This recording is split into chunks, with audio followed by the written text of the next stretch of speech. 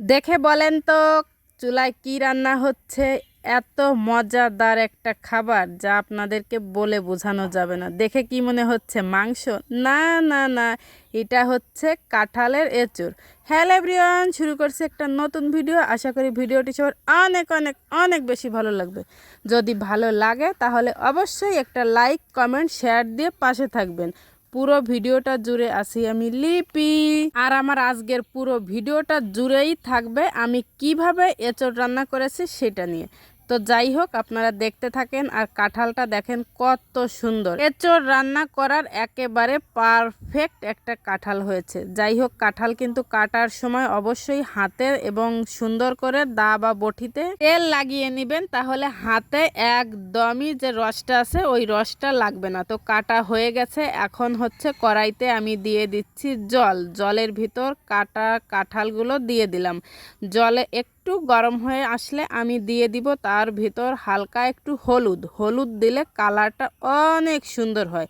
তারপরে এই যে আমি ঢেকে দিয়েছি। আর এ পাশে হচ্ছে আমি চিংড়ি মাছ কাটতে চলে এসেছি। আমার একদমই কোনো কিছু গোছগাছ ছিল না, এক পাশ দিয়ে রান্নাও হচ্ছে, অন্য পাশ দিয়ে কিন্তু আমি সব কিছু জোগাড় করেও নিচ্ছি। চিংড়ি মাছও কাটা শেষ, চিংড়ি মাছগুলো ভালো করে ধুয়ে নিলাম। এ পাশে চিংড়ি মাছ কাটতে কাটতে দেখেন আমার কাঁঠালগুলো কিন্তু একদম পারফেক্ট সেদ্ধ হয়ে গেছে।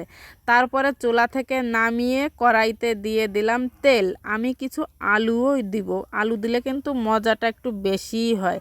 তো আলুগুলো ব্রাউন কালার করে সুন্দর করে ভাজি করে নিলাম। আলু উঠিয়ে তার ভিতর দিয়ে দিলাম চিংড়ি মাছগুলো আমি সুন্দর করে ভাজি করে নিব। আমার চিংড়ি মাছগুলো ভাজি করা শেষ, এবার চিংড়ি মাছগুলো উঠিয়ে নিব। চিংড়ি মাছ উঠানো হয়ে গেলে যে তেল থাকবে ওই গরম তেলের ভিতর দিয়ে দিব সেদ্ধ করা কাঁঠালগুলো অল্প অল্প করে সুন্দর করে আমি ভাজি করে নিয়ে নেব।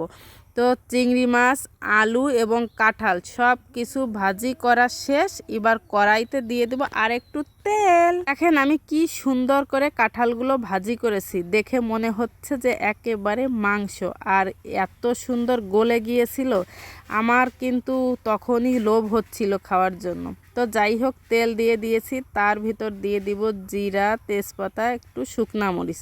আর আমরা মাংস রান্না করতে যেসব মশলা ব্যবহার করি সব প্রকার মশলা। আর একটা কথা কি জানেন, এই রান্নাটায় কিন্তু একটু মশলা তেল বেশিই দিতে হয়। তেল মশলা একটু বেশি দিলে স্বাদও বাড়ে, আবার দেখতেও অনেক বেশি ভালো লাগে। আমার ক্যামেরায় কিন্তু কালারটা আসলে ফুটে উঠছে না।